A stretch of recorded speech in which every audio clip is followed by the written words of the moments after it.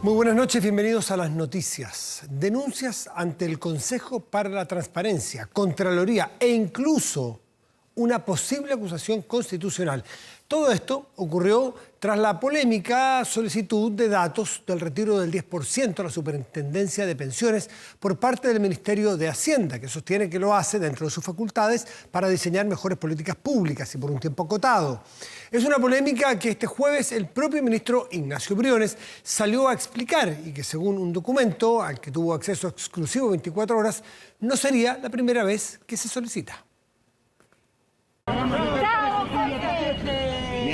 Una jornada compleja vivió este jueves el ministro de Hacienda tras conocerse la solicitud de su cartera a la Superintendencia de Pensiones sobre los datos personales de quienes realizaron el retiro del 10%, una circular que tuvo que salir a explicar. Esto se hace estrictamente con fines estadísticos y no para acceder ni menos difundir, sería grave que así fuera, información privada de las personas. Sin embargo, la alarma ya estaba puesta y la solicitud generó una serie de reacciones políticas y ciudadanas. Según datos de Contraloría, este jueves se ingresaron más de 530 presentaciones personales denunciando este hecho. Creo que no es como correcto porque es algo como privado. Da lo mismo, ¿para qué lo piden?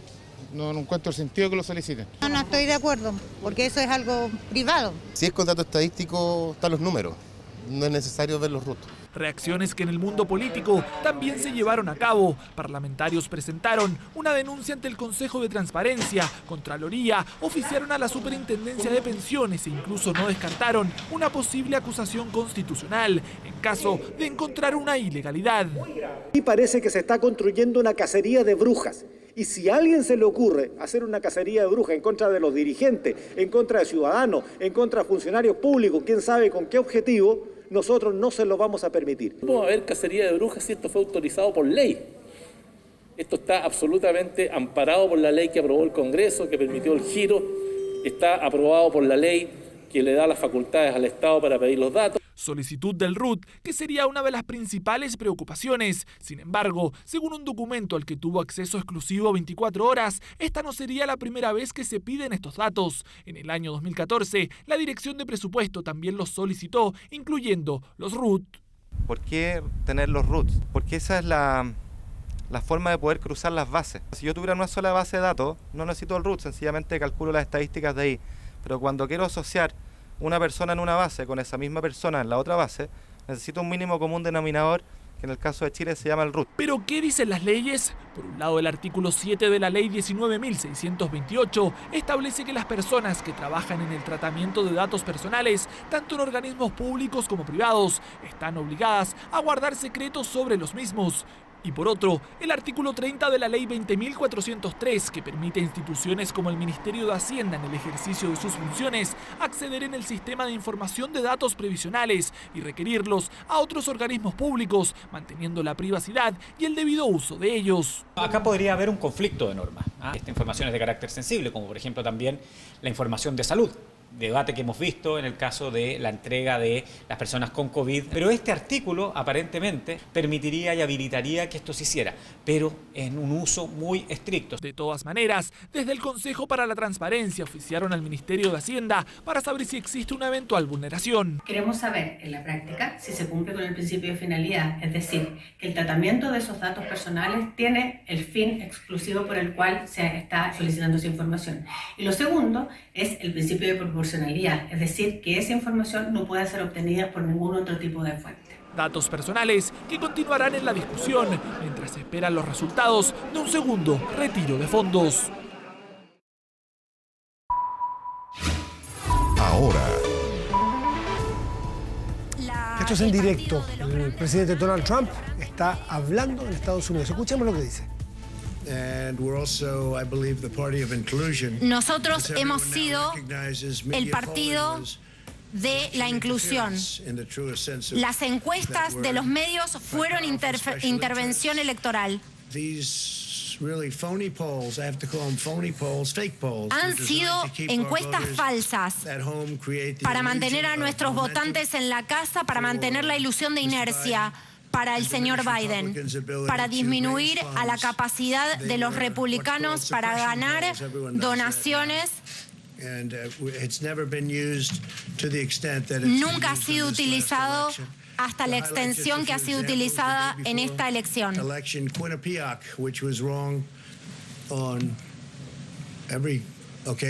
Cita a una encuestadora que estuvo equivocada y habla de una elección, una encuesta que le daba 5 puntos arriba a Biden y él dice: yo gané fácilmente Florida. Me tuvieron como derrotado en Florida y resulta que gané Florida por muchísimo. Lo tenían a él 4 puntos arriba en Ohio y también gané Ohio muy fácilmente. Y el Washington Post le daba 17 puntos arriba en Wisconsin y básicamente empatamos. Ellos sabían, ellos no son estúpidos, ellos sabían, es supresión. Hay algunos estados para ser definidos en la carrera presidencial. El aparato de votación de esos estados fue dominado por los demócratas. Nosotros hemos ganado por muchísimo y después nuestros números empezaron a bajar. Y no dejaban que entraran veedores oficiales. Cuando entraron los observadores, los veedores, estaban demasiado lejos o fuera del edificio para observar a gente que entraba en el edificio. Nosotros, va a haber mucho litigio.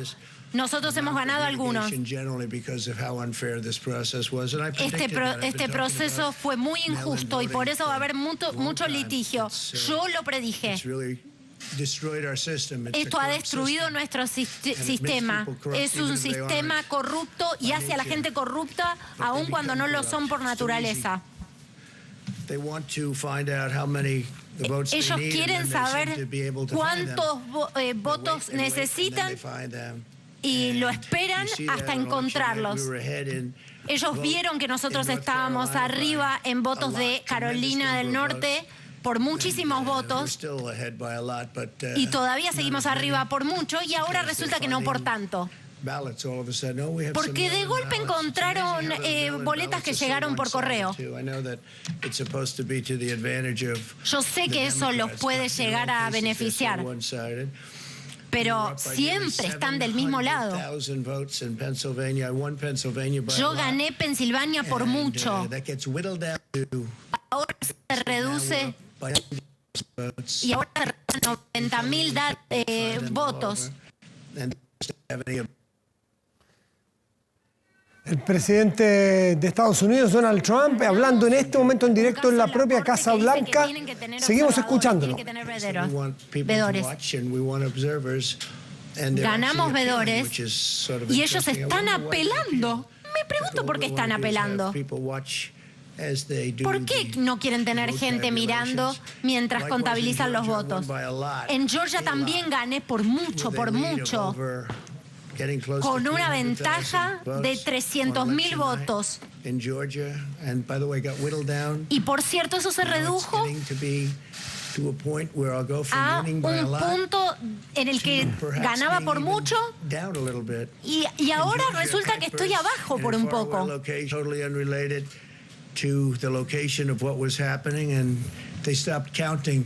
Dejaron de contar en un lugar de Georgia y nada pasó.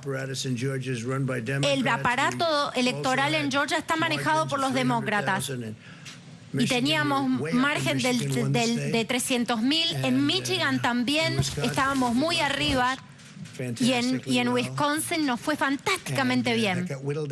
Y eso se redujo. Y ahora estamos en camino a ganar Arizona. Y ahora solo quedan contar 55% de los restantes votos. Y ese es un margen que nosotros excedimos. Nosotros estamos camino a que nos vaya muy bien en Arizona. Nosotros no vamos a dejar que la corrupción nos robe esta elección. No podemos dejarle a nadie que silencie a nuestros votantes. Yo he hecho muchas cosas públicas por mucho tiempo y nunca he hecho algo tan inspirador para que tanta gente se acerque a enviarnos cosas, a mandarnos mensajes. Nunca he hecho algo que inspire tanto espíritu, tanto afecto que esto. La gente sabe y ve lo que está pasando, está delante de sus ojos. Y hay muchas instancias que van a ser motivo de arrepentimiento. Este es un caso en el que están tratando de robar una elección.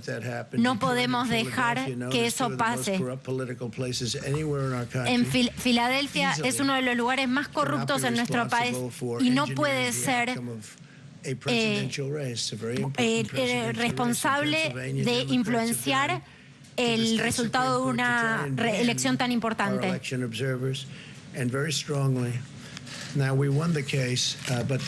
Hemos ganado un caso, pero ellos siguen adelante, no quieren que nadie los vea mientras ellos cuentan los votos. Y no hay ninguna razón legítima para eso. No entiendo por qué no pueden tener gente mirando el proceso si el proceso es recto. Deberían estar orgullosos de ese proceso. Y no deberían estar tratando, obviamente, de cometer fraude. Y no hay preguntas sobre eso. No hay duda. La gente está usando binoculares para tratar de ver lo que pasa. Están poniendo papel en las ventanas para que la gente vea. La gente se ha puesto de alguna manera violenta.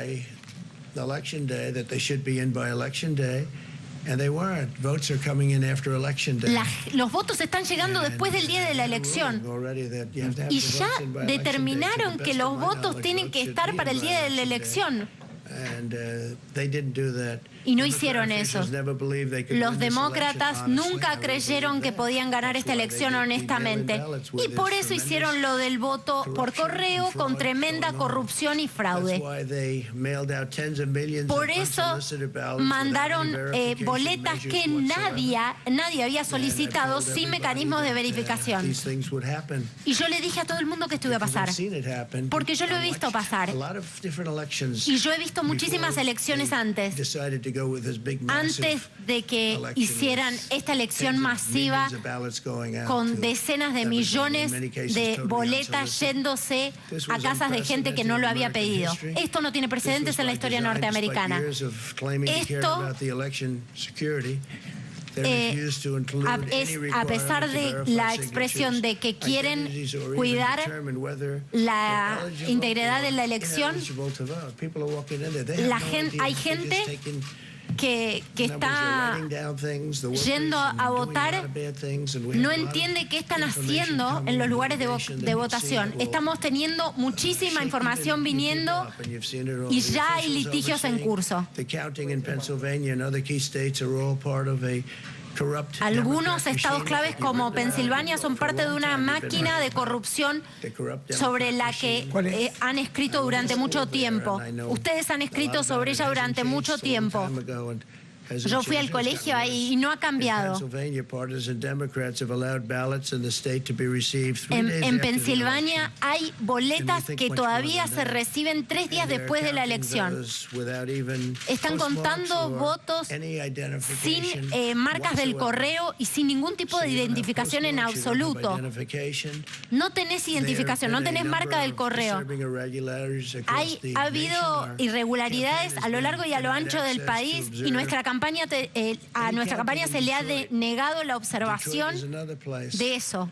Detroit es otro lugar que no diría que tiene la mejor reputación en lo que refiere a la integridad de las elecciones. Nuestros observadores, nuestros veedores han visto que se han duplicado votos y cuando quisieron verlo, no se podía ver lo que estaban haciendo.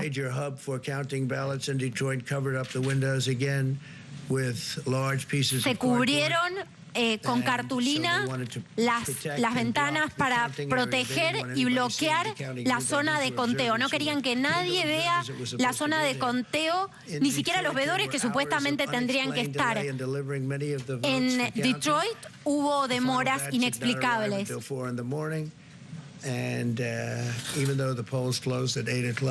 A pesar de que las urnas cierran a las 8, hubo ballots que cerraron después de eso. En muchísimos estados pendulares, el conteo siguió horas y horas por la noche de la elección. Y todas las boletas que fueron apareciendo a lo largo de esa noche tenían el nombre Biden en ellas. Eso es un poco extraño. Yo lo reto a Joe de que clarifique que solamente quiere votos legales y que utilice la palabra votos legales. Yo quiero todos los votos legales contados. No quiero zonas de conteo clandestinas. No quiero nada que se cuente después del día de la elección. Nosotros tenemos un día de la elección y las leyes son estrictas. Los americanos quieren que el proceso sea honesto. Nosotros queremos un conteo honesto, una elección honesta y queremos gente honesta trabajando en los lugares de conteo. Así Estados Unidos va a ganar. Y nosotros creemos que vamos a ganar la elección fácilmente. Creemos que va a haber mucho litigio porque tenemos tanta evidencia, tantas pruebas de que va a terminar en la corte más alta del territorio. Nosotros no podemos tener una elección robada.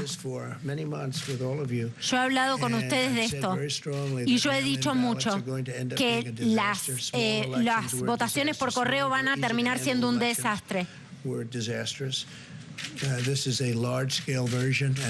Y esto es a gran escala. Nosotros vemos historias de terror. Y nosotros no podemos dejar que eso le suceda a los Estados Unidos. No es una pregunta de quién gana, demócrata, republicanos. Nosotros no podemos dejar que esto le pase a nuestro país. Nosotros no podemos dejar que caiga la desgracia de que algo así no suceda. Espero que se aclare pronto, espero que podamos ir por un proceso legal.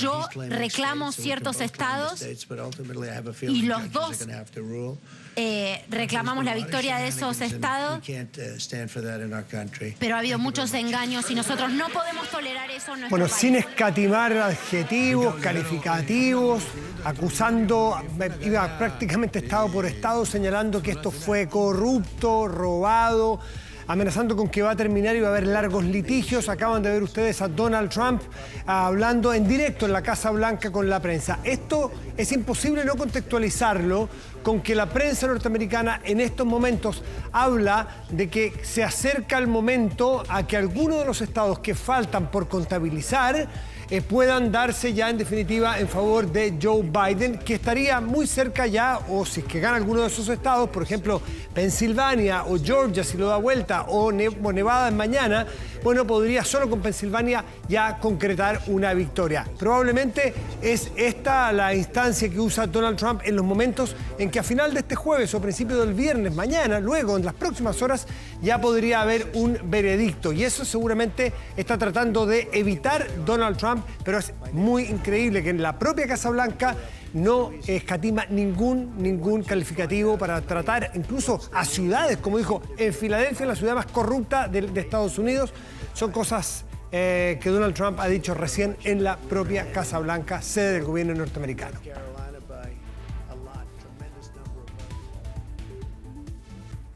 Y 3,1 millones de dólares de gastos injustificados detectó la Contraloría General de la República al interior del Ejército de Chile entre los años 2016 y 2018. Según la entidad fiscalizadora, la institución no tiene respaldos de los millonarios viajes que involucra a altos uniformados, algunos de ellos generales activos. Los antecedentes fueron remitidos al Ministerio Público y al Servicio de Impuestos Internos para eventuales acciones. El informe es de Andrea Yávar y Marián Basso. En 2019, 2 excomandantes en jefe del ejército fueron procesados, Juan Miguel Fuente Alba y Humberto Oviedo, ambos por malversación de caudales públicos por montos entre 3.500 y 4.500 millones de pesos. A los dos se le acusó de hacer mal uso de gastos reservados de dineros fiscales. De hecho, esa cifra yo no me hago cargo de ella porque está solventada y levantada sobre imputaciones y dichos de no documentos oficiales. Documentos oficiales que siguen siendo indagados y la Contraloría este jueves a través de un informe objetó más de 3,1 millones de dólares. Los viajes viáticos y fletes utilizados por altos uniformados del ejército siguen generando polémica. El documento analizó diversos gastos injustificados entre el 1 de enero de 2016 y el 31 de diciembre de 2018. Eventuales irregularidades que provocaron el inicio de un sumario y la derivación del informe a la Fiscalía y al Servicio de Impuestos Internos. Existe una discrecionalidad, existe concentración de poder y existe bajo nivel de control. Estos 3 aspectos se daban en el ejército hasta el año 2018 y esto llevaba a que sí existiera esta desviación, que obviamente puede ser constituida de delito. Los más de 3,1 millones de dólares objetados se distribuyen así: 3 millones de dólares pagados para fletes, embalajes y exceso de equipaje, 12 millones de pesos para cambio de residencia, más de 3.000 dólares por concepto de viáticos, gastos que según Contraloría no tienen justificación, ni boletas, ni otros documentos. Cuando el ejército fue consultado, esta fue su explicación.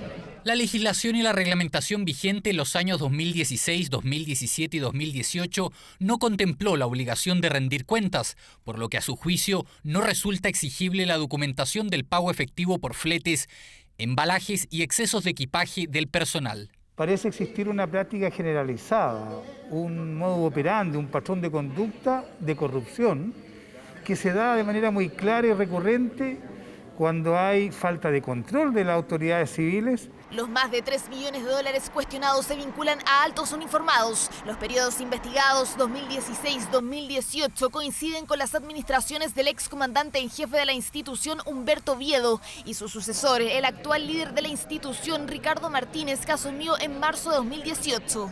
Hay una investigación en curso.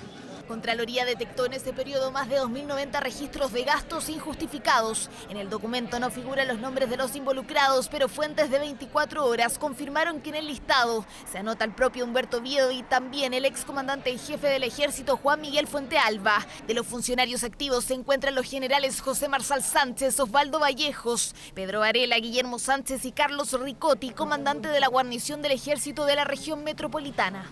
La Contraloría ha cumplido con su deber de hacer una investigación y si ha encontrado supuestos delitos, tiene la obligación de denunciarlo al Ministerio Público y si hubiera un delito, son los tribunales de justicia quienes finalmente deberán sancionar a los responsables. ¿Cuál era el mecanismo utilizado por el ejército que despertó las dudas en Contraloría? La institución proporcionaba fondos a funcionarios para que solventaran el pago de fletes, embalajes y exceso de equipaje. Y 2 compañías siempre eran las escogidas para eso: Blanco Viajes y Turismo Costanera. Tras realizar el pago comenzaba la modalidad que provocó reparos. Según el documento, un representante de una de esas empresas señaló a Contraloría que una funcionaria del ejército, la operadora de la sección de pasajes y fletes, Paz Ramos Vargas, solicitaba que esos dineros por concepto de exceso de equipaje fueran devueltos directamente a ella en dólares y en efectivo. Los dineros por pasajes aéreos que la institución no utilizaba también los recibía a ella en los mismos términos. Solo entre 2016 y 2017, Paz Ramos recibió casi 100.000 dólares en efectivo, de los cuales el ejército no mostró registros. El informe final establece que Contraloría comprobó que 108 documentos tributarios equivalentes a casi 1.300 millones de pesos emitidos por las empresas proveedoras de pasajes internacionales entre 2016 y 2018 no se encontraban registrados en la contabilidad del ejército. El órgano Contralor por eso ordenó mantener un registro de los documentos emitidos, ya que existe el riesgo que recursos públicos sean utilizados para otros fines. Existía una reglamentación obsoleta, existía una falta de control que redundaba en que efectivamente pudiese estarse cometiendo algún tipo de irregularidades con estos fondos destinados a distintos ítems. Consultado, el ejército reiteró que no existía obligación de rendir cuenta de los gastos asociados, por lo que no se trata de pagos ilegales, ya que fueron correctamente asignados, contabilizados y utilizados. Eso mientras se esperan eventuales acciones por parte del Ministerio Público y el Servicio de Impuestos Internos, quienes en sus manos ya tienen los antecedentes.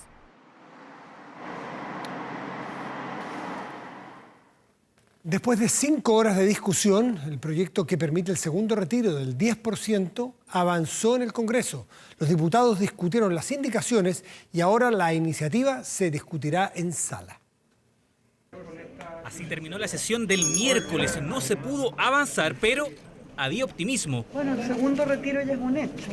Por eso, este jueves continuó la discusión del segundo retiro del 10% en la misma Comisión de Constitución de la Cámara de Diputados. Me parece que eso más bien tiene que ver a ese debate más que a este retiro del 10%. De los 5.800.000 personas que tienen contrato de trabajo en Chile, solo el 20% paga impuestos por su sueldo. Finalmente, y después de 5 horas de debate, el proyecto se despachó a la sala. Aprobamos el segundo retiro del 10% en la Comisión de Constitución con carácter universal, a través de una amplia mayoría, sin letra chica, sin restricciones de acceso. Los diputados aprobaron la posibilidad de reintegrar o devolver los fondos retirados de forma voluntaria con una cotización adicional del 5% y que se podrá suspender cuando el afiliado lo determine. Además, y a diferencia también del primer proyecto, los recursos retirados sobre el $1.000.000 constituirán renta, es decir, se incorporarán a los ingresos anuales de los trabajadores. Y de ello solo pagarán impuesto quienes ganen más de 2,5 millones de pesos mensuales. Nuestra tarea era que esto se aprobara hoy como lo prometimos y eso ya es un resultado real. Los parlamentarios además acordaron exigir a las autoridades que declaren si realizan el retiro y se descartó la opción de un tercer 10%. El proyecto del segundo retiro se votaría la próxima semana en la sala. Hay consenso, al menos en los diputados, en aprobarlo rápido y antes de Navidad. Lo que yo siento, que hay una mayoría bastante transversal de la Cámara por acelerar los procesos. Esperemos que ese ímpetu también esté, por supuesto, en el Senado. Mi preocupación es lo que va a hacer el Ejecutivo de enviar, ya nos dijo, ¿no es cierto?, al Tribunal Constitucional estas indicaciones y sobre todo, ¿no es cierto?, lo que tiene que ver con este retiro. El Ejecutivo, que participó en el debate en particular, reiteró que es necesario avanzar en la reforma previsional y no en un nuevo retiro. Puedo usar la misma plata para dos cosas. No podemos usar los recursos para pensión si los hemos usado antes para satisfacer necesidades por muy urgentes y por muy graves que ellas sean. El debate por el segundo 10% continúa avanzando en su tramitación en el Congreso. Y mucha preocupación existe en la región de Tarapacá por los casos de coronavirus entre personas migrantes. En uno de los últimos testeos, decenas de extranjeros que entraron por pasos clandestinos dieron positivo en los exámenes PCR. Camilo Zavala estuvo durante una fiscalización de rutina en Iquique. Hemos comido hace como 2 días ya. Conocimos el principal cruce ilegal. Es mejor morir con la bota puesta que morir entregado. También la primera parada de los migrantes en Chile, Colchane. El periplo lo hacen por más de 12 horas en medio de la hostilidad del desierto. No teníamos con qué abrigarnos, en el día no teníamos cómo tomar agua. Para llegar a pernoctar a la pampa del Tamarugal, Huara. Todo converge aquí en la capital de la región de Tarapacá. Los migrantes llegan hasta Iquique, donde deben definir su situación migratoria, que lo sabemos, es ilegal. El éxodo confluye en esta ciudad costera. Hay casos que producen desolación. Muchos migrantes están a merced de la vulnerabilidad. Viven en la calle. En la primera comisaría de Iquique conocen esta nueva realidad y la ubicación de los ciudadanos extranjeros que están en esta zona de una manera irregular. La mayor cantidad de migrantes en horario hábil, si se puede decir, se concentra en el casco histórico, donde está el cuadrante 1, porque está la mayor cantidad de entidades financieras, locales comerciales, donde está la mayor cantidad de público flotante. ¿En situación de calle? En situación de calle. ¿Vamos para allá? Vamos para allá y te puedo mostrar en terreno. Vamos. Y aquí es donde empieza a fluir, es como la estación central de Santiago. Ya aquí converge todo, entidades financieras. Perfecto. Es habitual ver a migrantes ejerciendo el comercio ambulante. Colla y curita de parche. Muy poco ayudan, otros apoyan, pero sí no están apoyando. La verdad es agradecido por Chile por habernos recibido a mucho, ¿me entiendes? Luis vive casi de cooperaciones. Su situación es delicada, no tiene un techo donde dormir. Ella vive algo distinto, pero llegó en condiciones parecidas al país. Ilegal. Ahora le va muy bien con su emprendimiento. Bueno, realmente, claro, como inmigrante extranjera no ha sido fácil, pero me la ingenié en 2 sándwiches, tengo varias variedades, tengo de pollito a la plancha, churrasco y omelette. Ellos viven realidades muy distintas en el norte del país. Yasmín, por protocolo, debe realizarse un PCR para agilizar su situación migratoria. También, como casi todos, llegó por el desierto. Ahora, ¿te vas a hacer el examen de PCR? ¿Te lo exigieron? Me lo exigen para poder venderme el pasaje y continuar hasta los Andes, que es donde voy, que tengo mi hija allá. Sí, tuve que cruzar por el desierto porque pues la situación no está fácil. Las cifras en cuanto a casos de coronavirus por ciudadanos extranjeros son preocupantes. Sino que el problema más bien radica en la gran cadena migratoria que tenemos de personas migrantes de origen especialmente venezolano, son los que han aumentado la positividad en la región. Por ejemplo, un día salen 65 positivos en esta comuna, en esta región, y de los cuales son 13 iquiqueños y el resto son solamente migrantes. Esa es la realidad que estamos viviendo como comuna hoy en día. Estamos en Colchane, Chile. 160 kilómetros para llegar a Huaraz. Un grupo de amigos venezolanos nos facilitó estos registros. Corresponden a su peregrinaje por el desierto. Soportaron la altura, el sofocante calor, dicen, pasaron hambre y sed. Esa fragilidad la tomaron con humor. Fue un impulso para ayudarlos a seguir, nos contaron.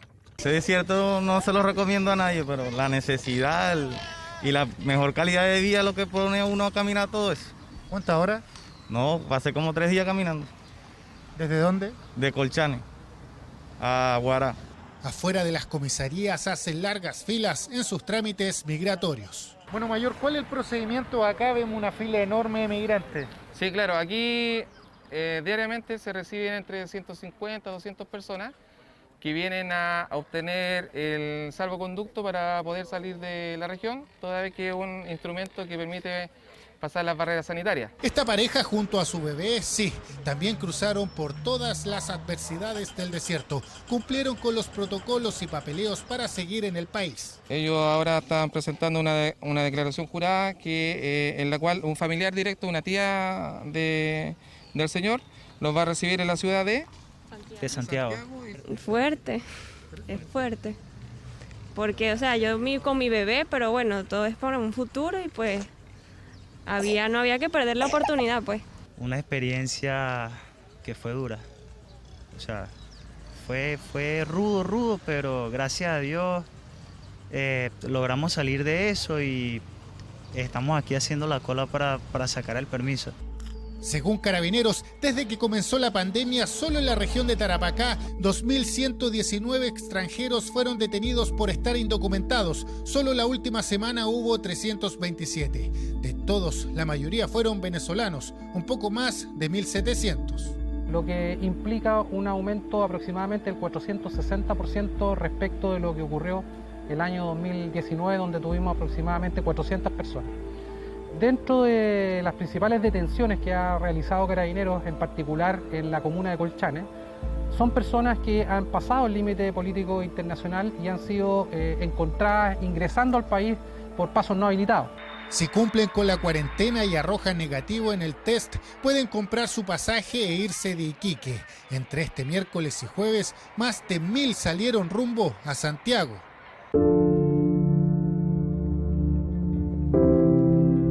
Conocimos historias, realidades, tragedias, como la de Yuseli Inestrosa, quien murió por una falla multisistémica debido a la altura del desierto en Pisiga, Carpa Viejo. Su cuerpo fue retirado del servicio médico legal. Es una prueba más de la crisis humanitaria que se sigue agudizando a un ritmo acelerado en la zona norte de nuestro país. Y en Santiago, con mochila al hombro, sin chaqueta ni corbata, llegó a su primer día en el cargo. El nuevo ministro del Interior ya lideró sus primeras reuniones como jefe de gabinete, una de ellas con los máximos líderes de las policías. Parece ser que ahí hay una de las prioridades. Bueno, los cuestionamientos a su posible falta de experiencia los respondió el vocero de gobierno, quien les dijo a los críticos: no sean picados. Bueno, nos cuenta Flavia Cordella. ¿Cómo está, ministro? Hola, ministro. Camisa, mochila, corbata en la mano, también la chaqueta. Lo dijo cuando asumió. Pocas veces lo veremos con traje. Es parte del estilo del nuevo ministro del Interior, Rodrigo Delgado. Diálogo y pies en la calle, tal como aseguró que lo hizo en sus 3 periodos liderando Estación Central. El gobierno del presidente Piñera está relevando y reconociendo en el municipalismo y principalmente en los alcaldes esa visión que se tiene para poder desarrollar un país principalmente con mucho apego con la comunidad. Y mientras que algunos valoraron la designación, los críticos han apuntado a lo que califican como poco tonelaje político y a su inexperiencia en el trabajo parlamentario. Están picados, esa es la verdad, porque el alcalde Delgado, cuando ejerció durante 12 años, tenía una altísima aprobación y probablemente esos parlamentarios que critican no la tienen. Y si alguno de esos parlamentarios quiere ningunear la trayectoria de 12 años de un alcalde, yo le pido que vaya a su territorio. Yo espero que si están tan picados, que no sé, salgan a correr, que den una vuelta, que hagan otra cosa. Delgado inició el día reunido con sus subsecretarios y luego encabezó el comité que busca reformar Carabineros. Participó en su primer comité político y lideró en uno de los encuentros más importantes de la jornada una reunión con el alto mando de las policías. El respaldo a ambas instituciones está de parte de este ministro. Una de las conclusiones que sacamos durante esta jornada es que hay que lograr que por diversos canales, por diversos medios de innovación, ambas policías puedan estar más cerca de la ciudadanía de una manera obviamente transparente, respetando los protocolos. Analizamos también los desafíos futuros que tienen ambas instituciones. Y por supuesto, tal como se lo dije, el respeto irrestricto a los derechos humanos es una de ellas. Uno de los temas que deberá enfrentar es la situación en la Araucanía. Ya conversó con algunos alcaldes de la zona. ¿Cómo toman ellos su llegada? Que sea un ministro que escuche a la gente, de diálogos, que ande mucho en terreno. La región de la Araucanía necesita un ministro de terreno. Necesitamos mucha ayuda, mucho diálogo. Le pido, como alcalde de la comuna de Coyipulli, todo el respaldo de un gran proyecto que tenemos acá en la comuna de Coyipulli, como el cuartel de investigaciones, para darle la seguridad a todos mis vecinos. ¡Entran también los políticos! Año 2014 y por la Teletón, Delgado defendió al equipo de los políticos. Rodrigo Delgado, Pepe Out, Heraldo Muñoz, Juan Antonio Colomas. Menos de un minuto de partido y... ¡Gol de Marcelo Salas, el matador! El 1-0 y tenemos cambio en el equipo, señor Palma. Uy, que duraron un poco los políticos. Delgado quiere durar en el cargo hasta que termine el gobierno. Para ello buscará el diálogo, algo que fue valorado por miembros de la oposición, quienes también rescatan su preocupación por las demandas sociales y que haya promovido el apruebo. Mi percepción es que es un hombre de diálogo, pero tiene una tarea formidable, porque el problema principal no es el ministro del Interior, es el desorden del gobierno. Fue una sorpresa, pero que fue una buena sorpresa. Yo creo que puede venir a refrescar lo que tiene que ver con un gobierno que está absolutamente perdido, que no está conectado con la calle. La llegada de Delgado a La Moneda se gestó tras la renuncia de Víctor Pérez, luego que avanzara la acusación constitucional en su contra. Una acción que sigue su curso en el Senado y que será revisada en los próximos días. Bueno, una noche de terror, verdaderamente, vivieron vecinos de Ercilla, luego de escuchar una gran explosión, acompañada de repetidas balaceras. Al incidente se suman otros 2 ataques incendiarios que destruyeron más de 10 maquinarias en la zona sur de nuestro país.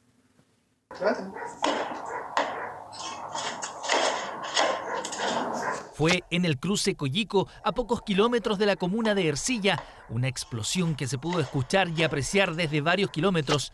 Fue la primera alerta para los vecinos, pero luego vino lo peor. Una intensa balacera con armas de grueso calibre. De acuerdo a lo que uno escucha y a la experiencia que uno tiene, efectivamente son armas automáticas por la cadencia de tiro que se utilizan. Los vecinos de Ercilla, como Miguel, saben de balas perdidas. Una de ellas traspasó su casa, dice que ya no se puede vivir en paz. Fue terrible, si anoche no se podía estar, pues sí.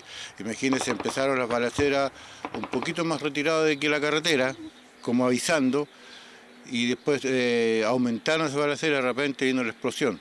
Inclusive hay un vecino que hasta una bala le rozó, estaba durmiendo él, la balacera pasada, y le rozó, aquí le respotó a la cara. Las pericias de la PDI dan cuenta del poder de fuego, pero también del origen de la explosión. 2 camionetas que fueron incendiadas a pocos metros de la carretera 5 Sur, una portada, un cilindro de gas. Procediendo de inmediato a incendiarlas, teniendo en su carrocería neumáticos y un cilindro de gas, lo que produjo una violenta explosión. Para levantar evidencia balística de grueso calibre, además se encontró una pancarta alusiva a los presos políticos mapuche, a Camilo Catrillanca. Miren la hora de la mañana como están estas máquinas abrazadas en fuego. Pero los hechos de violencia continuaron este jueves con este ataque a 5 maquinarias de una planta de áridos en Lautaro, y donde también hubo panfletos que aluden a la causa indígena. Al final acá vamos a quedar 10, 15 personas sin trabajo y se complica todo. Más que una persona ya son familias. Efectivamente ya tenía contemplado de que en algún momento me iba a tocar. Mira cómo estamos aquí. Lo mismo ocurrió horas después en Contulmo con estas 6 maquinarias pertenecientes a faenas de Forestal Mininco, y donde desconocidos, luego de amenazar a los conductores, procedieron a quemarlas. Desde el gobierno, el recién asumido ministro del Interior anunció la reactivación de las mesas de trabajo para fortalecer la seguridad en la Araucanía. Me he apoyado mucho en otros ministros y ministras para que podamos en conjunto coordinarnos y coordinar acciones en la Araucanía y poder también tener acciones innovadoras al respecto. Y por supuesto, repudiar cualquier ataque de este tipo. La violencia no es el camino.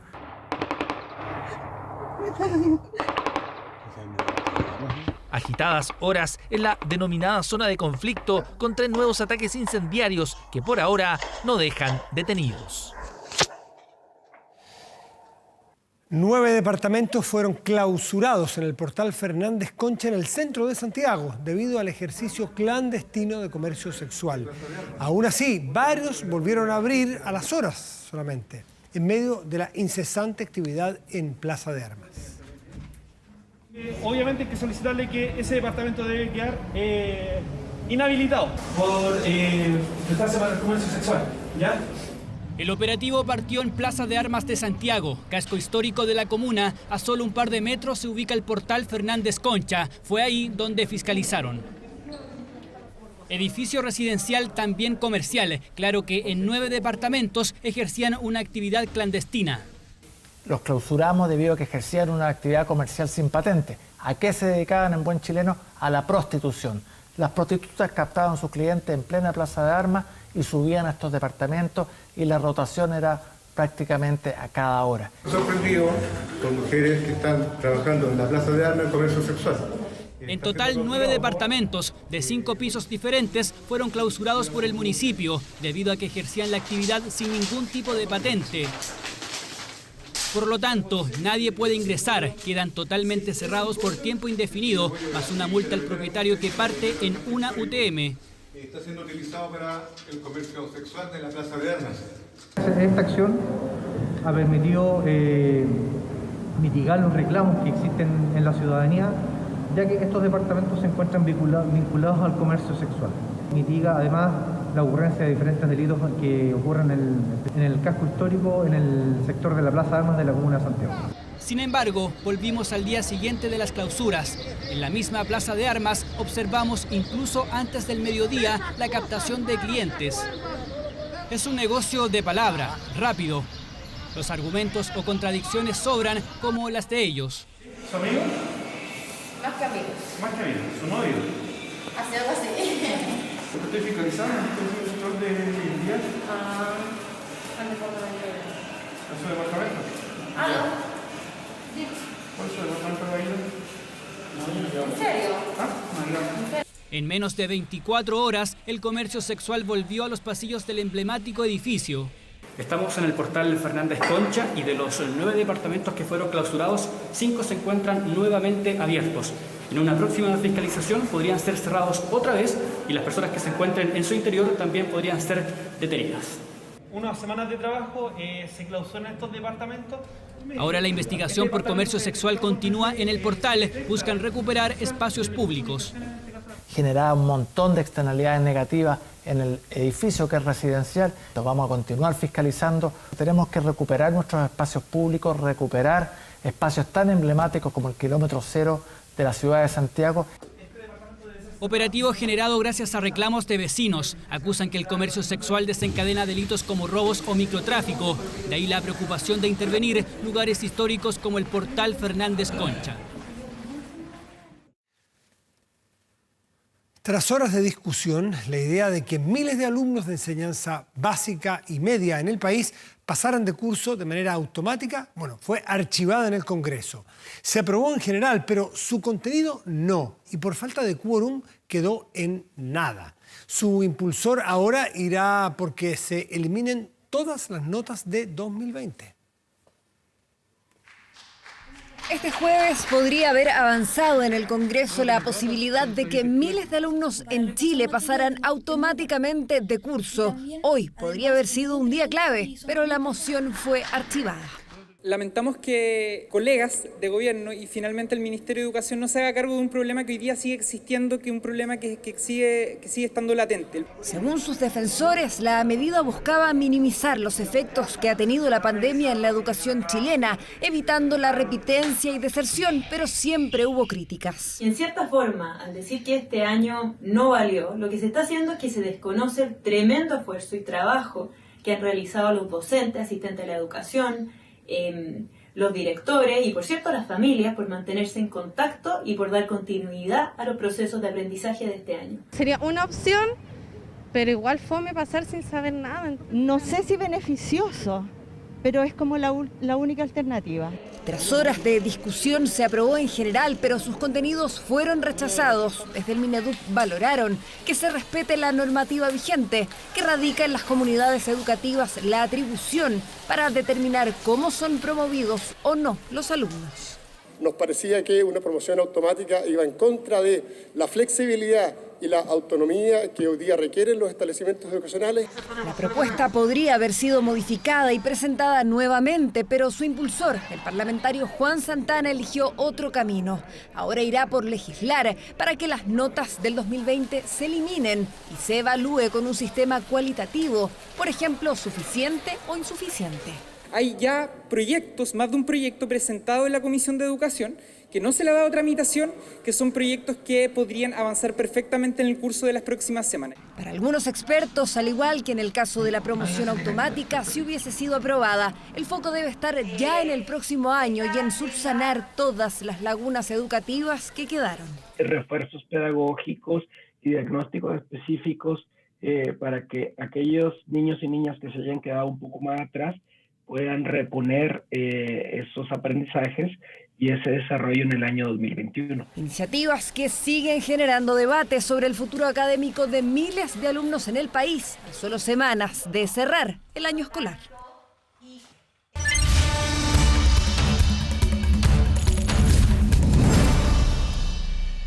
Esta noche en la Casa Blanca el presidente Donald Trump reiteró sus acusaciones de fraude electoral en las elecciones, que están todavía sin resolución.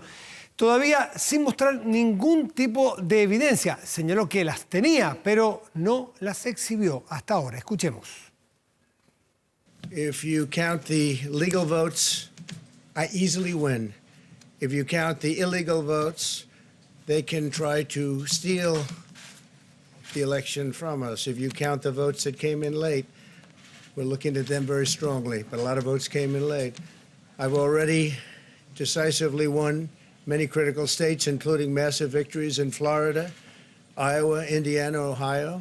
We want an honest election and we want an honest count. Y la definición de las elecciones en Estados Unidos se torna cada vez más dramática. Fíjese que hay estados como Georgia, donde hay 3.000 votos de diferencia entre Donald Trump, que encabeza las opciones, y Joe Biden. Bueno, aunque Joe Biden mantiene esta leve ventaja también en otros estados que todavía no se contabilizan, aún no consigue los votos necesarios para llegar a la Casa Blanca, el número mágico de 270 electores.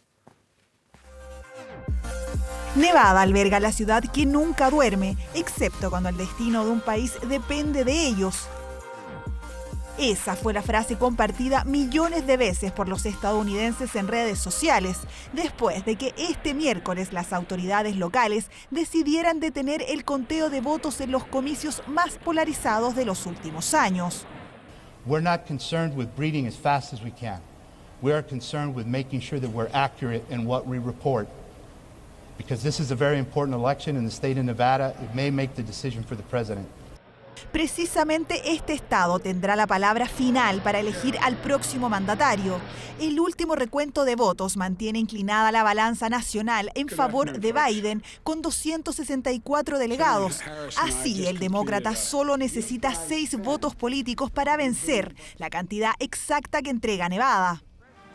La campaña de Trump volvió a acusar fraude electoral, todavía sin presentar pruebas, y reiteró que apelarán a los resultados si ganan los demócratas. It is unacceptable in this country to have illegal votes counted, and that is what's happening in the state of Nevada. We've asked Clark County for answers. They have no answers, and it's giving legal people a sense that the system is corrupt. A la espera del conteo voto a voto en Nevada, ambos candidatos se mantuvieron alerta a los resultados parciales que le dan la preferencia al demócrata. Ante esto, un confiado Biden recordó la importancia de esperar hasta el final del conteo para proclamarse como ganador. We have no doubt that when the count is finished, Senator Harris and I will be declared the winners. So, I ask everyone to stay calm, all the people to stay calm. The process is working. The count is being completed, and we'll know very soon. Anticipando un posible triunfo, junto a su compañera de fórmula Kamala Harris, lanzó su página web para la eventual transición de gobierno.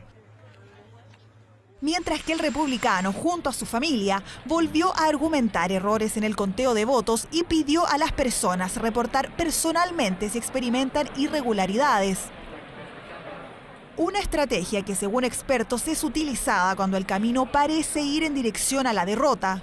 Legal challenges are usually filed by a party that is not getting its way elsewhere, right? So it only makes sense that the person who's trailing in the count would be the one to go to court.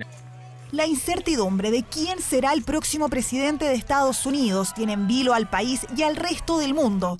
En votos generales, Biden lidera con más de 70 millones contra 68 de Trump, lo que recuerda que no es el territorio el que decide, sino que sus habitantes. Y el conteo del voto postal y las acciones judiciales interpuestas por los abogados de Donald Trump podrían demorar aún más los resultados oficiales, que son muy inminentes. El mandatario insiste en hablar de corrupción, de fraude, de robo. El conteo de votos por correo está retrasando el resultado final de las elecciones en Estados Unidos y también está generando polémica. Donald Trump dijo que prepara a su equipo legal para demandar ante la justicia el escrutinio en lugares clave de Norteamérica. Not a single Republican has been able to look at any one of these mail ballots. They could be from Mars as far as we're concerned, or they could be from the Democratic National Committee. En Pensilvania, estado pendular, están trabajando duro y ya pasaron del 50% en la validación de papeletas. Acá defendieron el sistema de conteos afirmando que es democrático y transparente. We'll be done as soon as we're done. We want to make sure that every vote that is legitimately cast and is good, it gets counted. Pero así las cosas, ¿cuándo conoceremos el nombre del nuevo presidente norteamericano? El equipo de campaña del presidente Donald Trump ha presentado una serie de acciones judiciales en Wisconsin y también en Michigan, que son estados claves por la carrera presidencial. Sin embargo, horas después ha hecho lo propio en Pensilvania y también en Georgia. Donald Trump ha dicho que incluso podría llegar hasta la Corte Suprema. Pero ¿cuánto podrían retrasar esto, los resultados finales?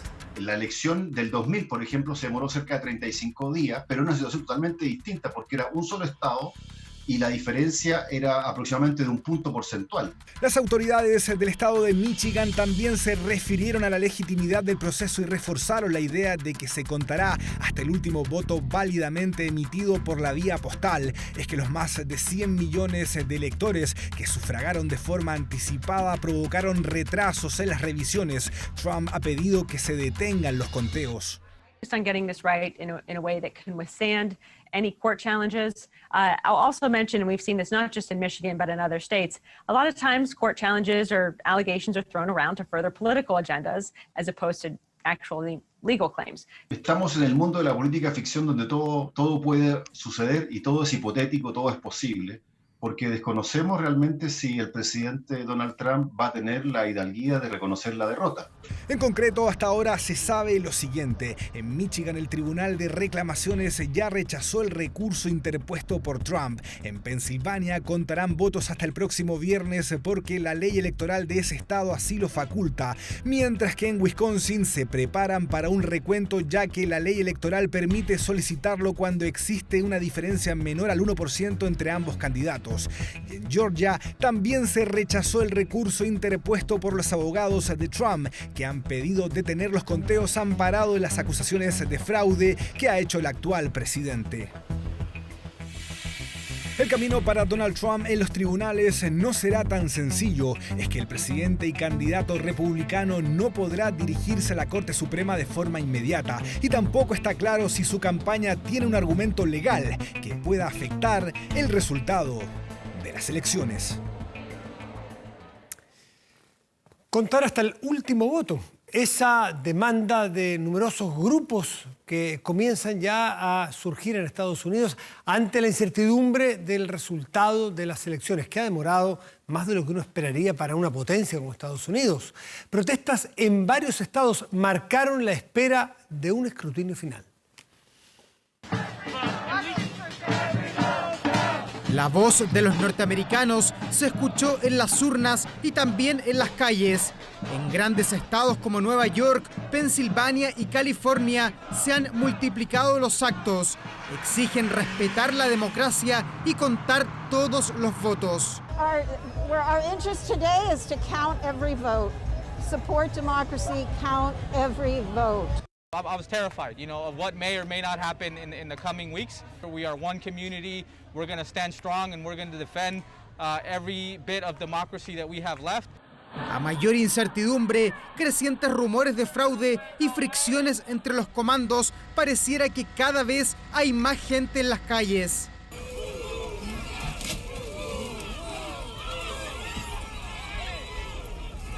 En Manhattan hubo disturbios y más de 50 personas fueron detenidas luego de participar en diversas marchas que convergieron en una gran caravana por la ciudad. This is a critical time for the country where a fascist president is trying to stage a coup, and we're here to say that every vote must be counted. And we can't allow this election to be stolen. It's too important. This country is living a nightmare, and unless we lift that nightmare, we're all going to suffer horribly. En Pensilvania, uno de los estados clave donde aún no termina el conteo y Trump lleva la delantera, cientos de personas salieron a las calles. De manera civilizada, republicanos y demócratas gritaron consignas. Unos quieren detener el conteo, los otros escrutar hasta el último voto. We're here because Donald Trump made a false claim of victory. Say it with me, a false claim of victory. Today, we demand that every vote is counted. Tomorrow, we organize and we fight regardless of who goes to the White House. Let me be clear. In Pennsylvania, every vote is going to count. I'm going to fight like hell to protect the vote of every Pennsylvanian. De mantenerse la decisión de judicializar el escrutinio, se prevé que en otros puntos del país más norteamericanos salgan a las calles para exigir que se respete el veredicto de los ciudadanos.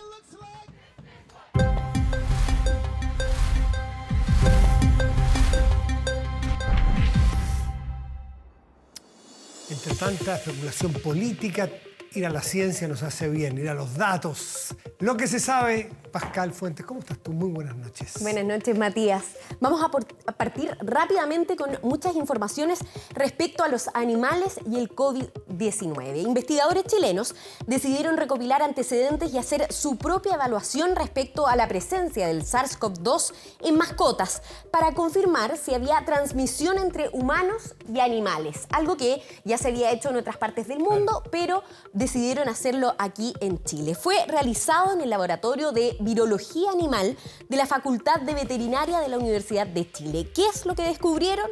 En uno de los hogares estudiados se encontraban 2 personas infectadas y sus 3 gatos también resultaron positivos al PCR. Pero escuchemos más detalles en voz de uno de los investigadores.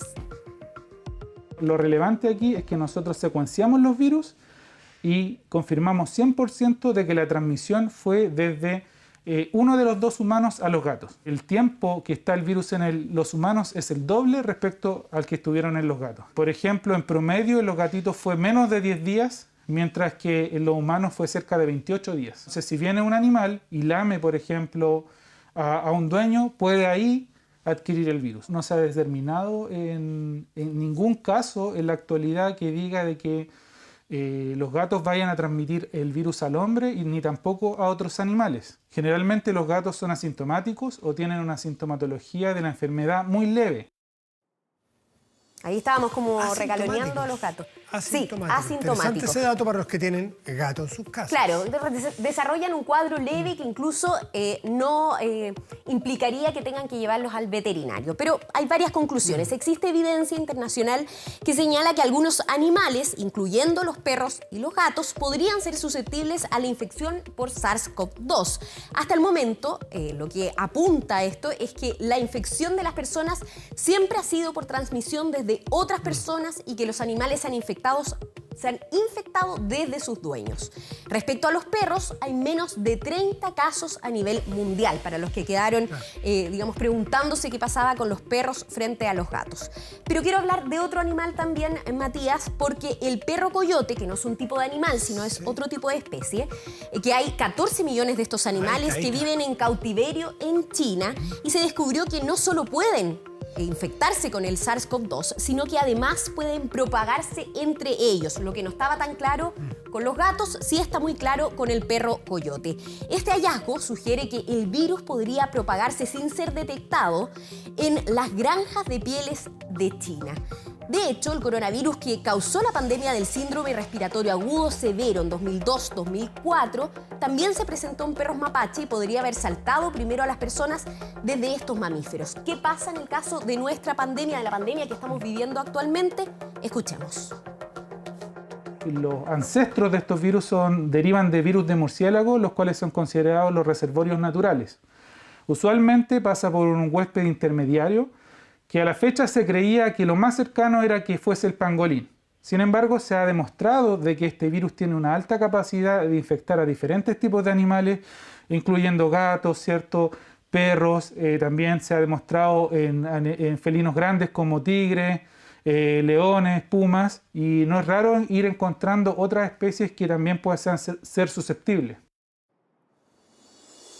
Noticias tristes para los animales que también sufren con la pandemia, porque de hecho en Dinamarca... Esta es terrible. Terrible noticia, porque van a sacrificar a un total de 17 millones de bisones por una riesgosa mutación del COVID-19. La primera ministra de ese país advirtió que el virus ha mutado y que representa un riesgo para la eficacia de una futura vacuna contra el COVID-19. Sin embargo, estos animales no tenían un futuro tanto mejor porque estaban en granjas para pieles.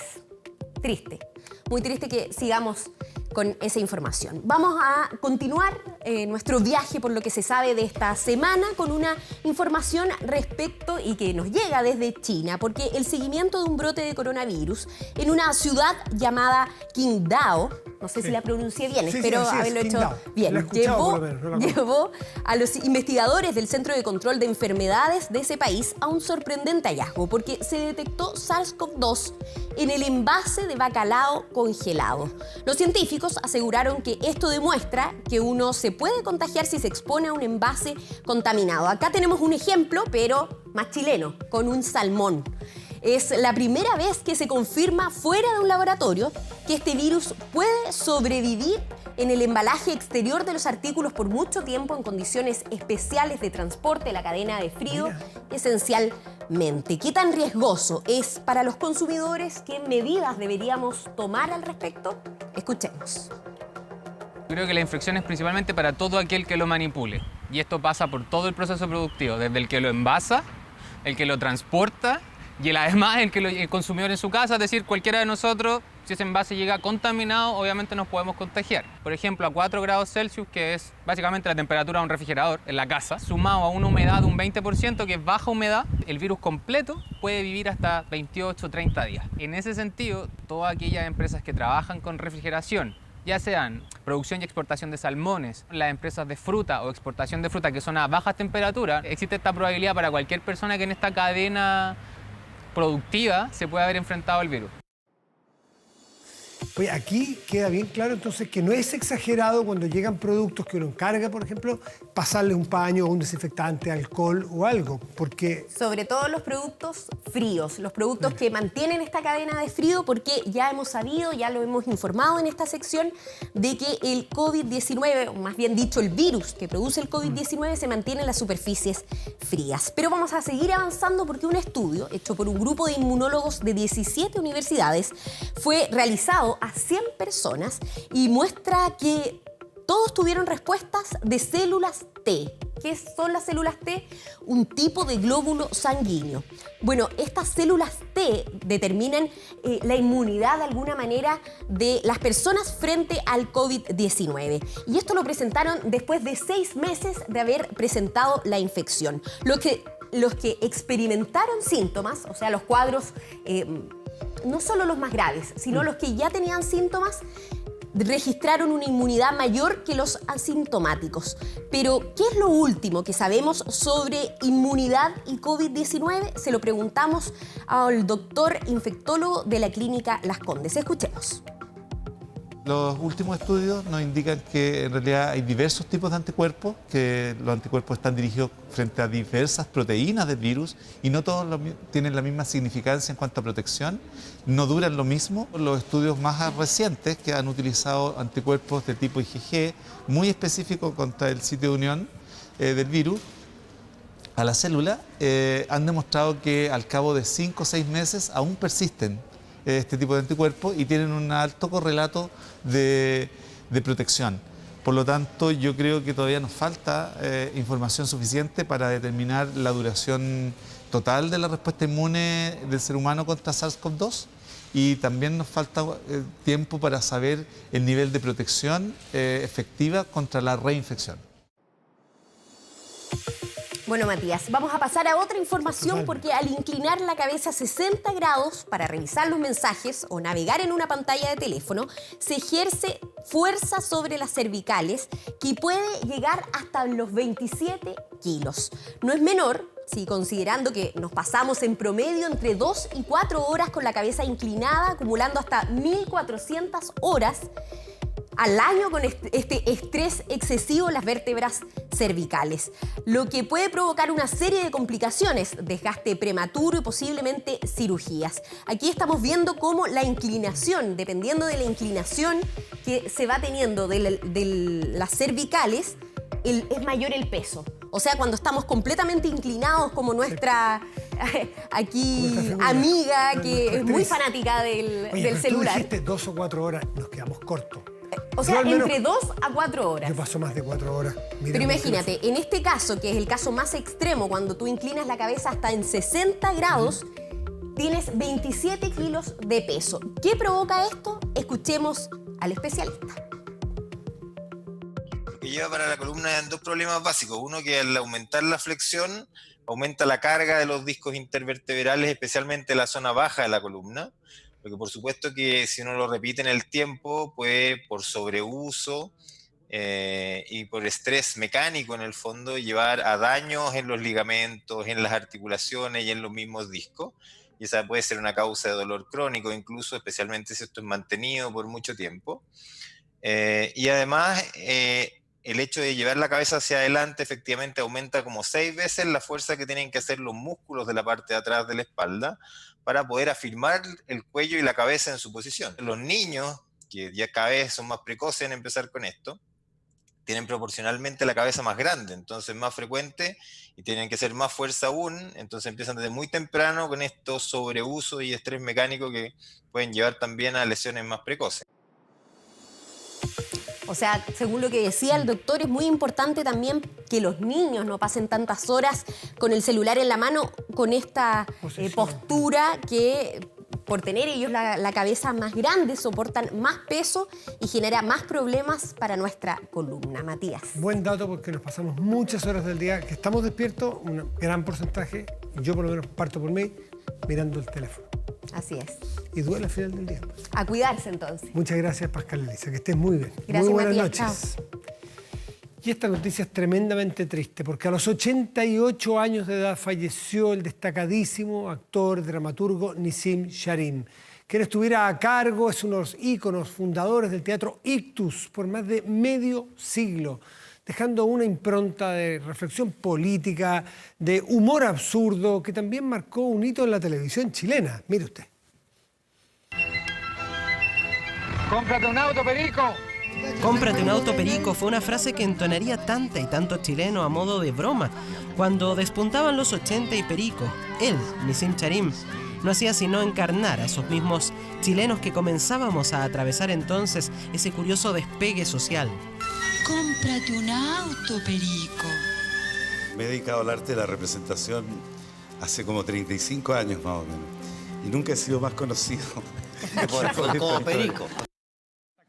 Repasaba en 1995 y es que ese spot con Delfina Guzmán, otro emblema de nuestras tablas, encierra historia vívida de ese verdadero bastión del Teatro Nacional, de cabello ensortijado y abundante, que marca huella en ese teatro de una segunda mitad del siglo XX convulsionada, popular, dictatorial, alegre y combativa, como la vida. Me cuesta un poco hablar porque fueron décadas en que Nissim estuvo a nuestro lado mientras nosotros crecíamos. En mi corazón, como de los grandes tesoros, me quedan las conversaciones, el trabajo, las risas. La vida siempre empezando. Aunque lo hacía por primera vez para él en 1932. Abogado por media década, sería 1962 el año que le marcaría a fuego tras ver la obra El velero en la botella de la compañía Ictus. Se enamoraría de esa forma de teatro. La idea es que tú estés así como estamos ahora, codo a codo, con el espectador. Y en el mismo Ictus lo promueve, impulsando allí la creación colectiva y un sello crítico, sarcástico, humorístico, que enfrenta así esa noche negra, dice Sharim, que trajo la dictadura. En esa noche negra nosotros no tuvimos ninguna otra alternativa más que expresar lo que sentíamos desde nuestras entrañas. Y esa expresión lleva al Teatro Ictus, dirigido por Charim, a montar la obra Primavera con una esquina rota, con la participación en el elenco del actor Roberto Parada, en escena justo en el preciso momento en que se conocía la muerte de su hijo, José Manuel Parada, asesinado en el caso de Gollados. Yo veo cruzar por la platea a la hija de don Roberto, y ella venía, pobrecita, con los ojos llenos de lágrimas. Nissim fue una persona humana bella, un hombre leal, consecuente con sus ideas. ¿Y por qué no estás tú en televisión? Bueno, yo también estoy prohibido. Y si tuvieras que decirle ahora algo a Perico, ¿le dirías, cómprate un auto, Perico? No, ¿Ah? ¿Qué le dirías? A ver, ¿qué le dirías? ¡Vota que no, Perico! Hasta que tras el triunfo del no, Nissim Charim, junto al Ictus, corren el velo y regresan a amplios públicos con esa agudeza que así le hacía presentar una obra en simpático programa de 1989. Quiero invitar muy formalmente a los conductores de este simpático programa a que vean esta obra, porque me parece que van a pasar un rato interesante. Palabras de agradecimiento a su persona, a su tenacidad, a su valentía, a su creatividad. Súper aprendizaje poder crecer al lado de alguien tan enorme, siempre hablándonos con palabras muy difíciles para que fuéramos personas más cultas y empujándonos a que la vida se pueda hermosear. Integrar el directorio de Televisión Nacional fue una de sus últimas grandes tareas públicas, pero la televisión, desde el programa La Manivela, sin duda, le tuvo largo tiempo haciendo y viviendo el humor con amigos de siempre. Oye, estaba hablando con Charim, eso es lo que quería saber. ¿Con Charim? Tenéis que tener paciencia para hablar con él. Que... Mete la ideología y la utopía. Y la utopía con la utopía está enchufado. Familiares, amigos y público le despidieron en la misma sala Ictus, donde consagró su vida artística, una que nuestro canal recordará con la emisión especial de un capítulo del programa Mierda Mierda, la función debe continuar, dedicado al Teatro Ictus este domingo a las 16:30 horas, con la participación de Nissim Charim, o Perico, como asumió finalmente muchos le conocían. Tú podés ir con el presidente de la República al lado, igual te gritan los gallos. Perico, te compraste el auto! 3 cosas debiese hacer una persona en su vida, reza el refrán. Escribir un libro, Charim hizo 2. Tener un hijo, Charim tuvo 2. Daniela y Paula, esta última, en quien depositó la dirección del Ictus hace 4 años. Y plantar un árbol. ¿Quién sabe si plantó 1 o 2, tal como entendemos un árbol? Lo que sí está claro, a falta de esa prueba, es que sí plantó en muchas y muchos la semilla del humor, del ingenio y del teatro. Yo tengo presente una de las reflexiones que hace el viejo Einstein, en que dice, después de toda una vida de trabajo, no hay una sola idea de la que yo pueda estar seguro. No hay una sola idea. Aunque una seguridad incuestionable sí existe hoy, y es el aporte inmenso que deja al teatro chileno la figura creadora de Nissim Charim Paz.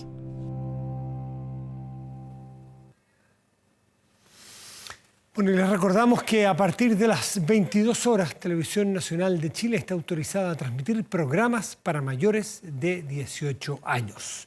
Vamos de inmediato con el deporte. ¿Qué le parece? Nos actualizamos. Roberto, muy buenas noches. ¿Cómo estás? Pensé que los jugadores que teníamos afuera en una semana, en 10 días de trabajo, iban a estar al 100% y iban a poder jugar.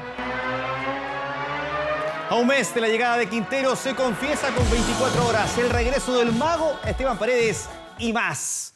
¿Cómo le va? ¿Cómo está? Buenas noches. Además, detalla el complejo escenario que tiene por delante el equipo Albo, que jugará el encuentro pendiente con Antofagasta este martes a las 11 a.m. en el Monumental. Quinteros, la palabra del técnico Albo en esta crisis monumental de Colo-Colo. Hoy para nosotros son todas finales, un campeonato del mundo para Colo-Colo. O sea, nosotros estamos jugando un mundial, digamos. O sea, es algo muy importante. Y claro, Colo-Colo está a un punto del descenso, la situación es crítica, por eso Gustavo Quinteros lo define como un mundial, donde además deben luchar contra el fantasma de la B, pero no es a ese personaje al que realmente le teme. Te soy sincero, le temo mucho a cada entrenamiento, a cada partido, de que algún jugador se agarre la pierna, que se rompa, que si le pase algo, eso es lo que más temor le tengo, porque Es que desde que llegó nunca pudo contar con todos los cracks, incluso la situación la define como... Estamos como en un hospital, digamos, ¿no? Con el tema de los jugadores. Pero él es positivo, incluso habla de la buena vibra, por eso destaca que el gran problema ya se solucionó. Estamos en un momento que yo creo que una de las partes importantes, una de las cosas importantes, una de las cosas negativas importantes que había se solucionó con este acercamiento entre jugadores y dirigentes. Tipo temible en el área. El jefe Albo se deshace en flores para Esteban Paredes. Es muy, digamos, muy pro. Incluso detalla en qué función ve al 7 en el futuro. Podría ser un gran entrenador. Tiene personalidad, transmite desde su forma de cuando habla con sus compañeros, porque es capitán. Y del ídolo la conversación pasa al gran jefe. Entonces, lo mejor que tiene es que no se mete, como me ha pasado en el anterior lugar que estuve. Elogios para Moza es que según Quinteros el timonel tomó nuevamente las negociaciones con el plantel. Han pasado muchas cosas entre jugadores y dirigentes que a lo mejor han pegado fuerte o han pegado duro y la relación a lo mejor estaba quebrada o desgastada. Pero los últimos días el presidente ha solucionado todo. Con esos dramas en el pasado, ahora a mirar al futuro y también a los refuerzos. Valdivia es un nombre que es un gran jugador, fue uno de los mejores jugadores en esa posición que tuvo el fútbol chileno, pero para incorporar un jugador ahora que sea posibilidad para traer para este torneo y para todo el año que viene, tenemos que analizar bien todo. El jefe Albo no quiere dar nombres, se los guarda, quizás quiere sorprender, pero donde sí debería haber sorpresas es en la cancha. Todos los jugadores que tengo en el día a día están para correr 90 minutos, ahora sí. Otro problema solucionado en Macul, ahora darle remedio al más importante. Sí, es la primera vez que estoy en un club que a lo mejor está cerca del descenso. Y para zafar habrá que combatir al rudo fixture que se avecina en Macul. Se disfruta mejor el fútbol en otro horario. Entonces yo creo que el horario es totalmente negativo, no solamente para los jugadores de Colo-Colo, sino para todos. Una conversación sincera y distendida con Gustavo Quinteros, el técnico de Colo-Colo y sus confesiones, con 24 horas. Cuerpo técnico, jugadores y dirigentes, ya estamos en la misma sintonía.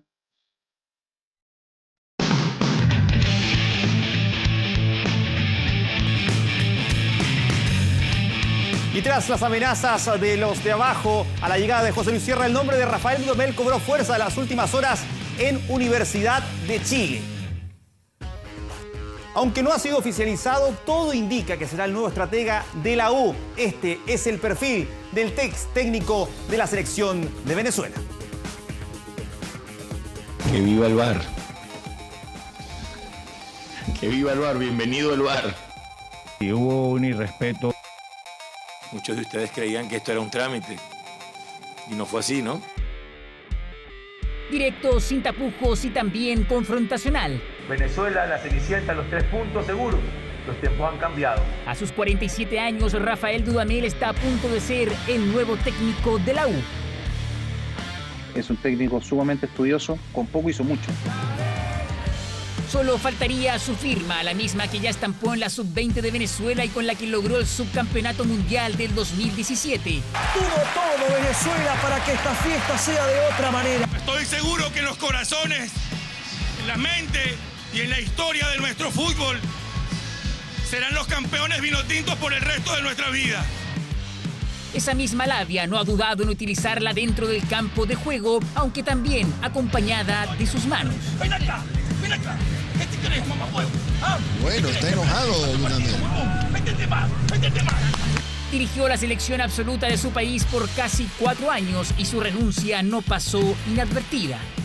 Y he puesto mi cargo a disposición. Hemos venido conviviendo en aguas muy turbias porque estamos muy politizados.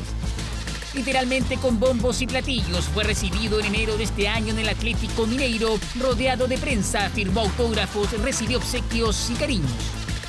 Tú me dices que bueno, que salió del Atlético Mineiro, sí. Habría que ver por cuáles fueron las condiciones por las cuales salió. pero apenas alcanzó a dirigir 10 partidos en los que sumó 4 triunfos, 3 empates y 3 derrotas. Según el presidente del club, fue despedido por incompetencia técnica. Su contrato en la U se extendería hasta diciembre del 2021 y su firma, al parecer, es solo cuestión de horas. Y revisamos de inmediato el triunfo de Coquimbo Unido ante Estudiantes de Mérida. Ahí está entonces el triunfo y la celebración de los coquimbanos. Diego, la verdad que la evolución sigue siendo muy buena. Este jueves, Diego Armando Maradona tenía ganas de recibir el alta, pero su círculo cercano lo convenció para que se quede algunos días más en la clínica. ¿Qué pasa con el Diego? Esto porque el 10 tuvo episodios de convulsión, según declaró su médico personal. El campeón del mundo tendrá que permanecer internado otra vez, tal vez una semana. Está de muy buen humor, la recuperación la verdad que nos asombra. Eso fue este miércoles en la tarde y este jueves la mejoría de Maradona era una realidad. Diego, la verdad que la evolución sigue siendo muy buena. Leopoldo Luque ya es todo un personaje en Argentina. El médico personal del Diego es uno de los artífices de la recuperación de Maradona. La verdad que estamos muy contentos. Él puede caminar, habla conmigo, se lo nota mucho más claro. Diego ya tiene condiciones como para ser dado de alta. Maradona quería irse este jueves con el alta médica, pero episodios de confusión obligarán al 10 a quedarse varios días más en la clínica.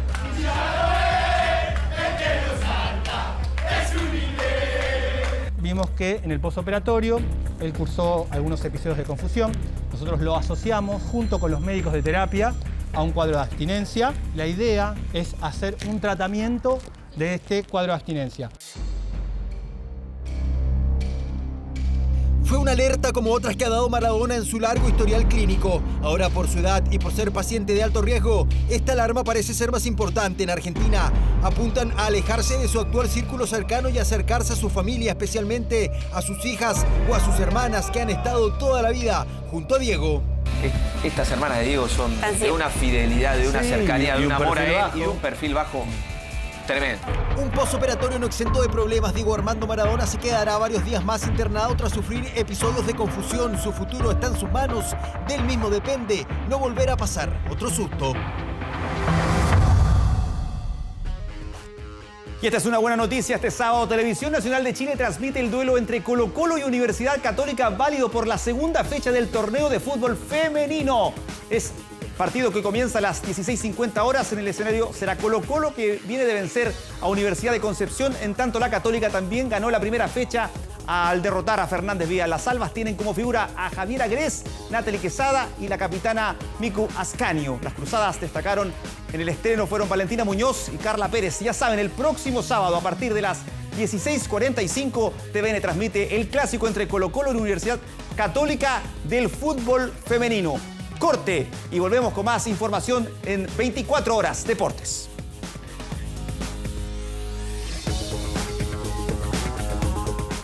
De Sodimac, descarga la app.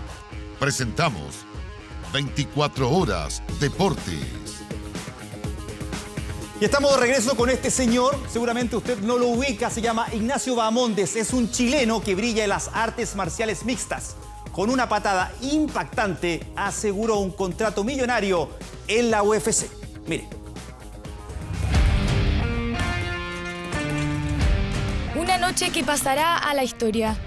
El chileno Ignacio Bahamondes mandó a dormir a su rival con un impactante knockout en un torneo que le aseguró un contrato con la mismísima UFC.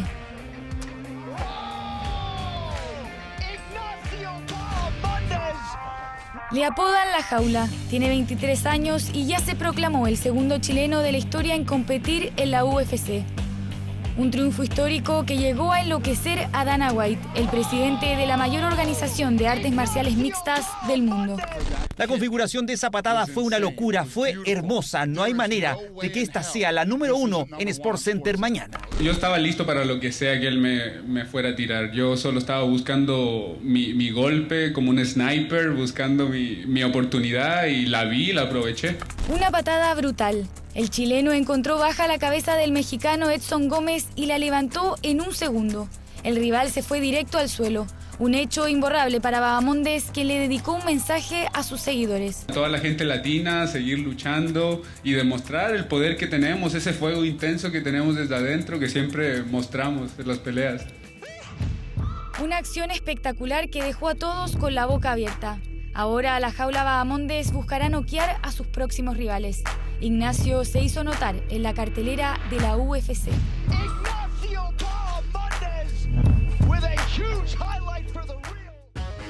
Y con este chileno que brilla en Estados Unidos, finalizamos el bloque deportivo de hoy. Usted, pausa comercial y sigue informándose en 24 Horas Central. Que esté muy bien. Buenas noches.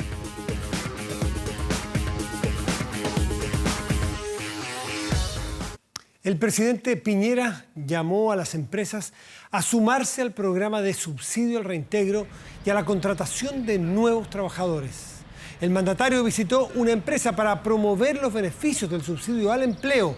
26.600 empresas han postulado ya a más de 131.000 trabajadores a este subsidio. Piñera destacó que se han recuperado 300.000 empleos y que la meta del gobierno es crear 1 millón de nuevos puestos de trabajo. En el contexto de la recuperación económica, pidió un cambio de actitud y llamó a quienes tienen cargos de responsabilidad a buscar caminos de unidad y colaboración. Lo más importante de todo,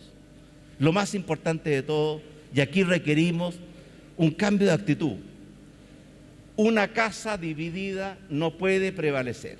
Y por eso yo le pido a todos los chilenos y chilenas, y especialmente a los que tienen cargos de responsabilidad, busquemos los caminos de la unidad, del diálogo, de la colaboración y de los acuerdos. Volvamos al espíritu que vivimos todos los chilenos la noche del 25 de octubre cuando tuvimos un plebiscito ejemplar. La policía investiga una extraña agresión a una mujer en la comuna de Providencia. 4 hombres la abordaron para atacarla con una jeringa que contenía un líquido desconocido. Hasta el momento, el móvil de un asalto está casi descartado. ¿Vehículo nuevo? Centra 9897 color plata. Fueron minutos de angustia y desesperación. Lo que parecía ser un retorno normal a su casa terminó en un choqueante episodio para esta mujer. Hablaba por teléfono al interior de su vehículo, a solo metros de su casa en Providencia, cuando ocurrió este extraño episodio. Al menos 4 sujetos descendieron de este vehículo sin patente para abordarla, se acercaron hasta su auto y la atacaron en reiteradas ocasiones. Sangramiento, al parecer. Segundos más tarde, uno de los responsables subió hasta este vehículo para huir junto a sus acompañantes. Vemos correr desde la calle República de Cuba a una persona con un saco entre los brazos, una bolsa blanca, y se sube prácticamente el auto ya andando. Y empezamos a correr, llegamos a la esquina y ahí escuchamos los gritos de la chica que la habían atacado. Con esta jeringa le inyectaron un extraño líquido amarillo, 4 pinchazos en su brazo izquierdo, 3 en una de sus piernas. Minutos más tarde fue auxiliada por los mismos vecinos y patrulleros de Providencia. ¿Ese vehículo anda usted en él? ¿Y usted estaba al interior del vehículo o la bajaron? No, estaba adentro. ¿Y adentro la bajaron desde el interior del vehículo? Vi que tenía sangre en el hombro, tenía el brazo lleno de sangre. Y ahí mi pololo me siguió, la tratamos de calmar, pero está en shock. República de Cuba, intersección calle Las Dalias, el lugar en que estos hombres protagonizaron este suceso que impactó a una solitaria mujer y encendió las alarmas entre los vecinos de la comuna. Harto portonazo, hartos autos que estaban esperando para saltar. O sea, a mí personalmente nunca me ha pasado nada, pero sí también hay harto robo de perritos chiquititos. Yo vivo sola, entonces más susto me da porque digo como chuta. ¿Qué está pasando? Preocupa, porque la chica era una chica joven. Aquí, hace ya 2 años atrás, asaltaron el negocio de Alfredo. ¿En el interior del vehículo? Y le querían quitar el vehículo aparentemente, ¿verdad? Lo cierto es que hasta el minuto no hay claridad respecto al móvil de estos hombres que provocaron la angustia de su víctima, que se prolonga hasta hoy porque no se sabe qué le inyectaron y tampoco las motivaciones. Ella está ahora bien, recuperándose en su casa, el shock fue enorme, pero lo más raro es que los delincuentes podrían haberle robado la cartera, el computador, el celular o incluso el auto, y sin embargo no se llevaron nada. Hasta el minuto no hay detenidos respecto a este hecho. Carabineros espera dar pronto con el paradero de los responsables. Pero hasta el momento, la tesis del robo está perdiendo fuerza. Año 97. 24horas.cl. Y atención, porque el gobierno anunció cambios para 25 comunas en el marco del plan Paso a Paso. Por ejemplo, Maipú y La Reina, aquí en la región metropolitana, avanzarán a fase 4 de apertura inicial. Bueno, en 24horas.cl puedes revisar el detalle de todas las modificaciones para las zonas que avanzan y otras que retroceden. Y es hora de irnos, pero dejarlos con una tremenda invitación. Quédese en TVN, ya llega Informe Especial. Muy buenas noches y gracias por venir.